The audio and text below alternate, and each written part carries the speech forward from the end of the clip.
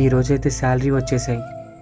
ఈ శాలరీలో నుంచి మా ఇంటికి పంపించడానికి, అలాగే ఈ రూమ్ రెంట్, మా ఖర్చులకి ఈ అమౌంట్ తీసేయగా ఇంకా 10,000 మిగిలాయి. ఈ 10,000తో నా తమ్ముడికి ఫోన్ కొనిపించగలనా?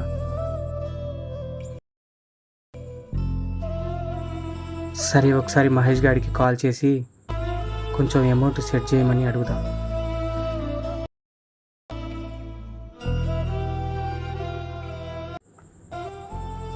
రే మహేష్, ఎక్కడున్నావురా? చిన్న పని మీద బయటకు వచ్చా. చెప్పు, మ్యాటర్ ఏంటి? రే మామ, కొంచెం అమౌంట్ కావాలరా. నెక్స్ట్ మంత్ ఇస్తాను. ఇప్పుడు అమౌంట్ అంటే కష్టం రా, నా దగ్గర కూడా లేవు. అవునారా?